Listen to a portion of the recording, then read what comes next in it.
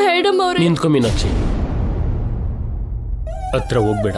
ಇಲ್ದಿರೋ ಅಭಿನ ಇದಾನೆ ಅನ್ಕೊಂಡ್ ಮಾತಾಡ್ತಿದಾರೆ ರೀ. ಅವಾಗಿಂದ ಅಮ್ಮ ಹೀಗೆ ಆಡ್ತಿದ್ದಾಳೆ ಅಂಕಲ್. ಅಣ್ಣ ಬಂದಿದ್ದಾರೆ ಅಂತ ನನ್ನ ಹತ್ರ ಹೇಳ್ತಿದ್ದಾರೆ. ಭಯ ಆಗಿ ನಿಮ್ಮ ಹತ್ರ ಬಂದು ಹೇಳ್ದೆ.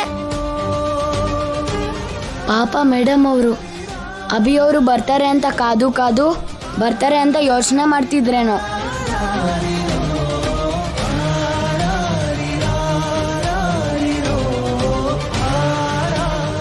ಮೇಡಮ್ ಅವ್ರನ್ನ ಹಾಗೆ ಇರೋಕ್ ಬಿಟ್ಬಿಡೋಣ. ಆ ಸಂತೋಷನ ಹಾಳು ಮಾಡೋದು ಬೇಡ. ಅಭಿ ವಾಪಸ್ ಬರೋವರೆಗೂ ಮೇಡಮ್ ಅವರು ಆ ಭ್ರಮೆಲಿ ಇರೋದೇ ಒಳ್ಳೇದು.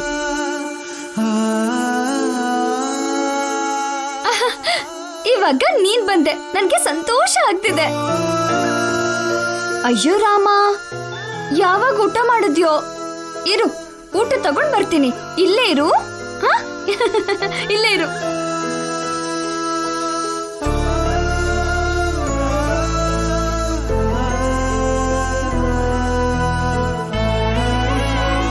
ಅಣ್ಣವ್ರೆ, ಅದ್ಕೆ ಕೇಶವ ಬನ್ನಿ. ನೋಡಿ, ನಮ್ಮ ಅಬ್ಬಿ ಬಂದ್ಬಿಟ್ಟ. ನೋಡಿ ಅಭಿ, ನಮ್ಮ ಅಬ್ಬಿ ಬಂದಿದ್ದಾನೆ. ನನ್ ಮೇಲಿನ ಪ್ರೀತಿಯಿಂದ ಸಂಜೆ ಒಳಗೆ ವಾಪಸ್ ಬಂದ್ಬಿಡ್ತಾನೆ ಅಂದ್ರಿ ಅಲ್ವಾ? ನೀವ್ ಹೇಳ್ದಾಗೆ ಬಂದ್ಬಿಟ್ಟ.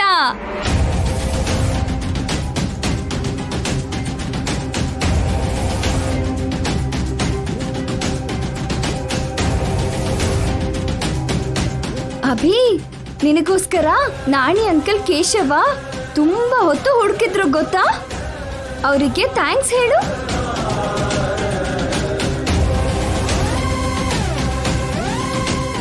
Thanks uncle. Thanks Keshava.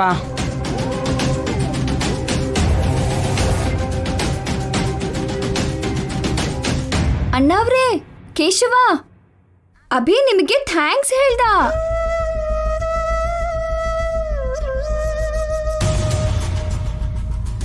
It's okay Abhi. Sorry ಅಣ್ಣವ್ರೆ, ಆಗ್ಲೇ ನೀವು ಸುಳ್ಳು ಹೇಳಿದ್ರಿ ಅಂತ ನಾನು ಫೀಲ್ ಆದೆ. ಆದ್ರೂ ನೀವು ನನ್ನ ಆನಂದಕ್ಕೋಸ್ಕರನೇ ಅಲ್ವಾ ಸುಳ್ಳು ಹೇಳಿದ್ದು?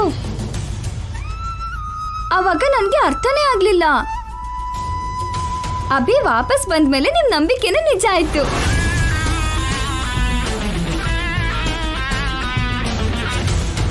ಅದಕ್ಕೆ ನಿಮಗೆ ಹೇಳಿರ್ಲಿಲ್ವಾ ಅಭಿ ನನ್ನ ಬಿಟ್ಟು ಇರೋದಿಲ್ಲ ಅಂತ? ನೋಡಿದ್ರ, ವಾಪಸ್ ಬಂದ್ಬಿಟ್ಟ.